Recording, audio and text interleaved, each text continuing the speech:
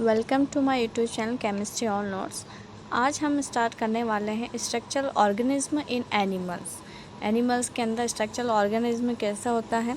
और इसमें से जो क्वेश्चन है वो 4-5 क्वेश्चन तो आ ही जाते हैं इसमें से, तो हम इसके बारे में पढ़ेंगे आज। और बिल्कुल शॉर्ट नोट्स है, आपको बिल्कुल इजीली समझ में आ जाएगा, इसलिए आप इसको वीडियो को स्किप मत कीजिए और इसको पूरा देखिए। आपके लिए बहुत ही ये जो है फ़ायदेमंद है। और जो भी नीट की प्रिपरेशन घर पे कर रहा है तो ये वीडियो जो है उनके लिए बहुत अच्छे होगी ये, तो आप इसको पूरा देखिए। सबसे पहले हम बात करते हैं एनिमल टिश्यू की बात करते हैं। एनिमल टिश्यू क्या होता है? स्टडी ऑफ टिश्यूज़, मतलब जिसमें हम क्या करते हैं, स्टडी करते हैं, ऊतकों का अध्ययन करते हैं या टिश्यू का अध्ययन करते हैं, तो उसको हम टिश्यू कहते हैं। इसे क्या कहा जाता है? हिस्टोलॉजी कहा जाता है। हिस्टोलॉजी किसे कहा जाता है? Animal study of tissues of animals, तो इसे हिस्टोलॉजी कहते हैं। और ये शब्द जो है वो किसने दिया था? सबसे पहले मेयर ने दिया था। आगे हम बात करते हैं कि एनिमल टिश्यू जो होते हैं वो कितने टाइप्स के होते हैं। जो मेनली जो एनिमल टिश्यू होते हैं वो 4 टाइप्स के होते हैं। सबसे पहला एपिथेलियम होता है, कनेक्टिव होता है, मस्कुलर होता है और न्यूरल होता है। ठीक है, 4 प्रकार के जो होते हैं एनिमल टिश्यू इसमें पाए जाते हैं।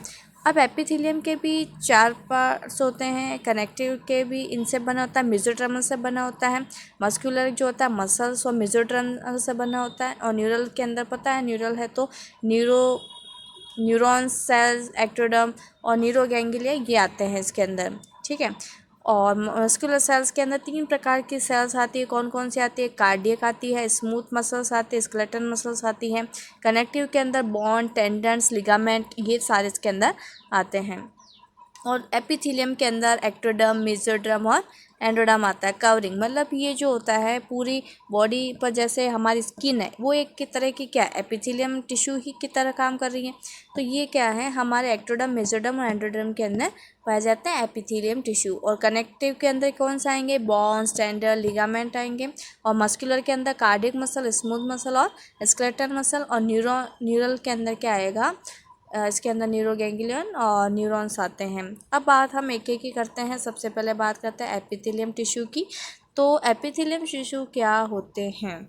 ठीक है, सबसे पहले इसकी प्रॉपर्टी देखते हैं। हाई डिग्रीज ऑफ रीजनरेशन मतलब इसमें पुनर्जनन की या पुनर्भरण की क्षमता ज़्यादा पाई जाती है। जैसे हमारे कोई बॉडी अगर स्किन खुर जाती है या उस पर कट लग जाए तो वापस वो रिकवर हो जाती है, तो वो ऐसा क्यों होता है? वो एपिथेलियम टिश्यू के कारण होता है।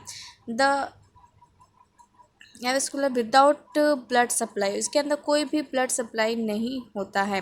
इसका चित्र देखिए, इसके अंदर इसका डायग्राम के अंदर क्या है कि एक बिल्कुल सिंगल लेयर होती है। ठीक है, सिंगल लेयर होती है मतलब मोटी नहीं होती है, बिल्कुल पतली होती है, एपिकल। और ये इसके अंदर दे रखा है बेसल्स है इसका, बेसलमेंट।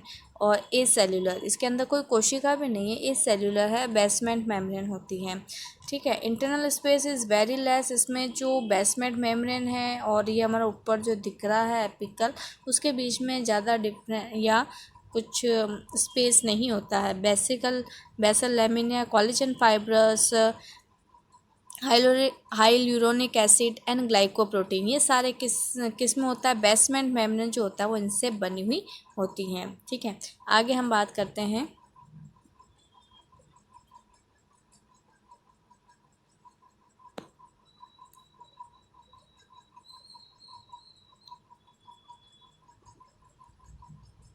कॉल्यूमर एपिथेलियम। ये भी इसमें अलग अलग टाइप्स होते हैं इसके अंदर। एपिथेलियम जो कॉलमुलर एपिथेलियम होता है वो कैसा होता है? सबसे बड़ा, ये नहीं है, 2 मिनट, सेकेंड वाला हमारा ये हो जाएगा। सेकेंड कनेक्टिव टिश्यू हो गया। द मेसोडर्मल इज ओरिजिन, इसका ओरिजिन कहाँ से होता है? मेसोडर्मल से होता है। ठीक है, इसके अंदर क्या क्या होता है? एक तो होता है फाइब्रस होते हैं, एक मैट्रिक्स होता है और एक क्या होती है इसके अंदर? सेल्स पाई जाती है।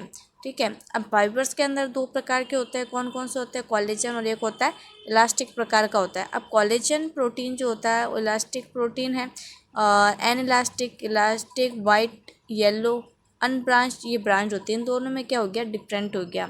अब आगे हम देखते हैं मैट्रिक्स। मैट्रिक्स के अंदर हाइलुरोनिक एसिड है, ग्लाइकोप्रोटीन है और ग्राउंड सब्सटेंस ये होता है। सेल्स की बात करें तो fibroblast, synthesis, fibres, matrix, macrophage हो गया, मोस्ट सेल, हैप्यरॉन, हिस्टामिन एंड वेसोडायमीटर, साइटोनिन, ये सभी जो होते हैं सेल्स के अंदर आते हैं। प्लाज्मा सेल्स भी होती है, एपिडोप्लास्ट स्टोर फैट करती है, एडिपोप्लास्ट सेल्स, ये क्वेश्चन आ रखा है, एडिपोप्लास्ट सेल्स क्या होती है, जो कि स्टोर करती है फैट का।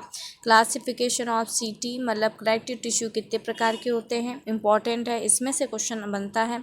Loose connective tissue, dense connective tissue, specially site connective tissue, दो प्रकार के होते हैं। अब लूज कनेक्टिव टिश्यू में क्या होता है, मैट्रिक्स ज़्यादा होता है, फाइब्रस क्या होता है, कम होते हैं। ये दो प्रकार के होते हैं, एल्ब्यूरन और एक होता है इसके अंदर एडिपोज टिश्यू होते हैं।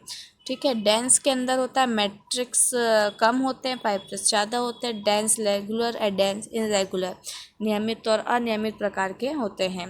स्पेसिफाइड के अंदर आता है स्केलेटल्स, जिसमें बोन्स और कार्टिलेज आते हैं, मतलब अस्थियां और उपास्थ्य आते हैं।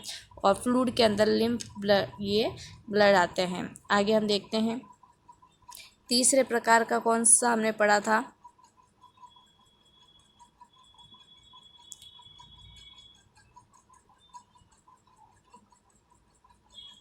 ये इसी का पार्ट है, क्लासिफिकेशन ऑफ एपिथेलियम का।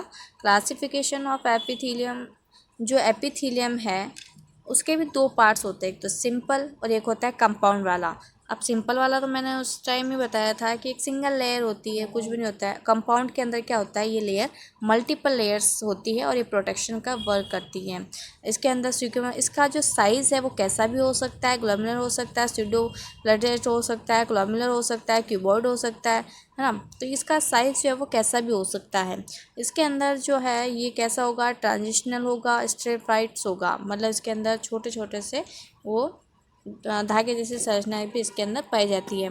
सिंपल प्रकार में क्या होता है, सिंपल में होता है कि ये पॉलीगोनल इनरेगुलर सेल बाउंडेड होता है and epithelium tiles on the floor, ऐसा लगता है टाइल्स जैसे फ्लोर होता है, इस तरह से दिखाई देता है। आगे सिंपल वाला पढ़ लिया, कंपाउंड वाला देखते हैं।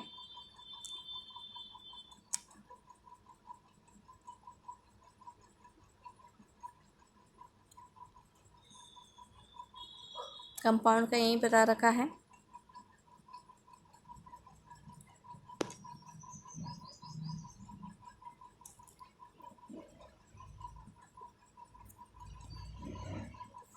थर्ड प्रकार का इसके अंदर है कॉलम्युलर एपिथेलियम। कॉलम्युलर एपिथेलियम जो होता है वो कैसा होता है, इसके अंदर इसकी स्ट्रक्चर इस तरह से हमें दिखाई देती है,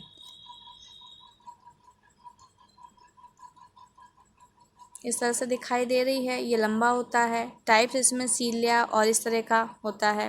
ठीक है, अब इसमें फैलोपियम ट्यूब, ये वेरी मोस्ट इंपॉर्टेंट क्वेश्चन, ये क्वेश्चन आता है बार बार कि इसके अंदर फैलोपियम ट्यूब के अंदर किस प्रकार की एपिथेलियम पाई जाती है, तो इसके अंदर कॉलम्युलर एपिथेलियम पाई जाती है, जिसके अंदर सीलिया पाई जाती है। ठीक है, और इसके अंदर brush border columnar epithelium small intestine में पाई जाती है। ठीक है, स्यूडोस्टेरल एपिथेलियम, जिसके अंदर ये कैसे होता है, इसमें ट्रैकिया में होता है, यूट्रस ऑफ मेल्स में पाया जाता है। लेकिन ये क्वेश्चन बहुत बार पूछा गया है कि इसके अंदर फैलोपियम ट्यूब के अंदर क्या होता है, कॉलम्युलर एपिथेलियम पाई जाती है, स्तंभाकार प्रकार की पाई जाती है। ठीक है, ये सभी प्रकार की इसमें होती है तो इसके अंदर पाई जाती है। ठीक है, आगे हम नेक्स्ट वीडियो के अंदर न्यूरॉन्स के बारे में पढ़ेंगे।